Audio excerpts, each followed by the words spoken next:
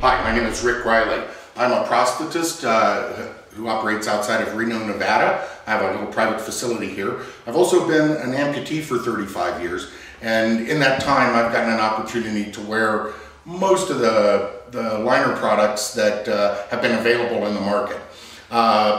Today what I want to do is talk to you about the care of these liners. If you look to the left here, I have an array of liners from various manufacturers and made out of various materials. There are three different liner materials represented here.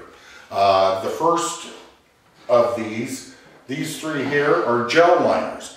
Gel liners utilize a patented gel-like material faced with some kind of a fabric that goes next to the skin and provides a great deal of comfort to the wearer. They come in different thicknesses, 3 millimeter, 6 millimeter, 9 millimeter. Some of them are thicker in the front and thinner in the back. The other two liners, one is a urethane liner. It is a stickier type of material that goes next to the skin, but also provides a great deal of torque absorption. The third material is silicone. There are several different manufacturers that utilize silicone as the base of their liner. Silicone liners tend to be much more durable. However, they don't have quite as much comfort next to the skin. I have worn each of these liners.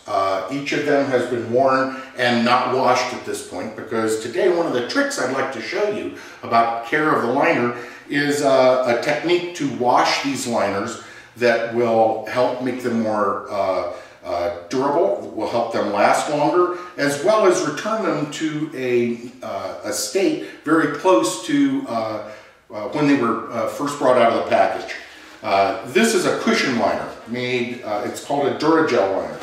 This liner is about 6 or 7 months old. It has certainly seen better days. The fabric is separating in several places. It really looks like it's taken a beating. And if you look at the shape of this, it actually mimics my residual limb. I have a short, bony residual limb. And this has taken on the shape of my residual limb.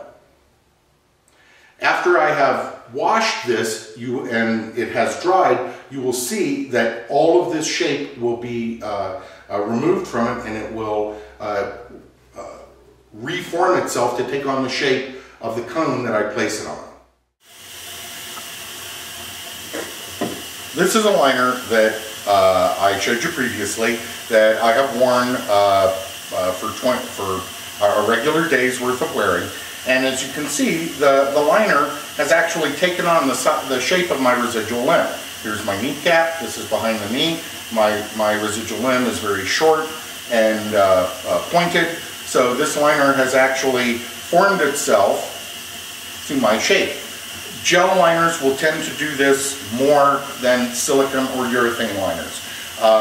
The Duragel, which is a trade name from a liner produced by Silipos, probably deforms to the residual limb more than others. Alpha liners, Alps liners, also because they're made from gel, will tend to form themselves to the shape of the person's residual limb. So this is a liner that really is past its prime. The fabric is separating in the back. It is starting to curl at the top, but I will show you. You can take your liner, and when you have taken it off and are interchanging them, and most prosthetists will provide you with 2 liners, one to wear and one to clean. So when you've taken your liner off and you're ready to clean it to be prepared for the next day, the first thing you do is invert it, turn it inside out. All right, I put it on my hand. Now, the liner is inverted so that you can see the complete inside. It is then taken and wetted. I am using an antibacterial soap with no perfumes or dyes in it. I just clean the surface, the gel surface. I then rinse it. Now, what I want to do is basically heat the gel in this liner. So I turn it right side out and I fill it full of water. This is the hottest tap water my tap can make. I fill it full of water.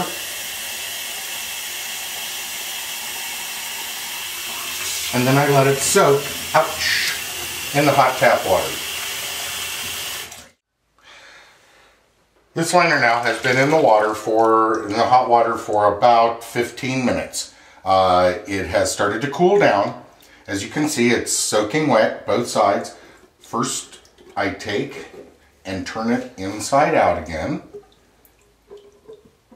I hold it on my hand, and I take a towel, and actually, are you following me, camera guy? I actually have a ShamWow to clean my liner with. They work just fine. Of course, so does any other towel. You do want to make sure you use a towel that doesn't have a great deal of lint in it, though. I know this is product placement. Now that you've dried the inside of the liner out, and it is perfectly dry, you could actually put this back on at this point.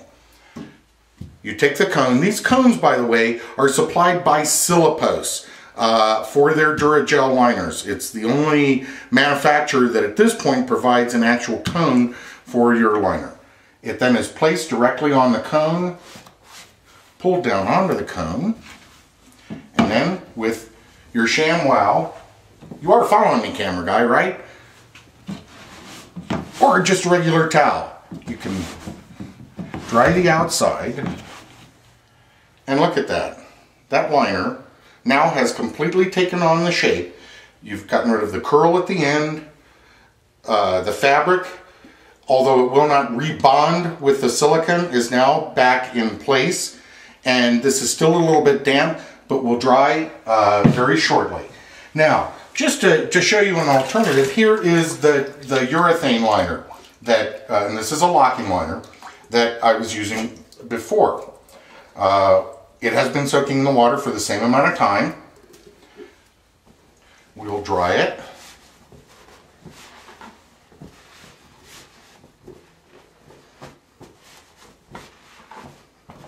I want to talk for just a second about soaps also, things to clean your residual limb with. So the inside is completely dry. You place it on the cone, roll it down, and then dry the outside. As you can see though, the urethane does not reform as well as the gel does. In order of effectiveness, I would say the Silipos liners reform the best.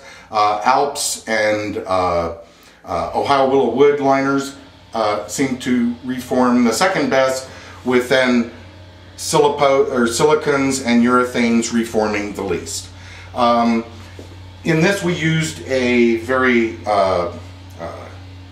light antibacterial soap. I want to share something with you about antibacterial soaps, in that in the past I have used Physohex, which is a heavy-duty antibacterial soap that really does eliminate a great deal of bacteria. I caution you to be careful though, because your residual limb, the skin on the residual limb, is made up of a variety of flora that includes bacteria, yeast, and they live in a balance. If you do a really good job eliminating the bacteria, what can happen is the yeast can explode and you can have yeast infections. So especially if you are on antibiotics or if you use heavy-duty antibacterial soaps, always be on the lookout for yeast infections. So this concludes my little talk on how to care for your liner and some tricks that you can use to help make your liner last longer. These cones, like I said, all come from a manufacturer, Silipos. You may be able to get your prosthetist to obtain some of these cones for you so that you can use this technique on whatever liner that you may wear. If you have any questions, feel free to contact me through my website, amputeeprosthetist.com. Thank you.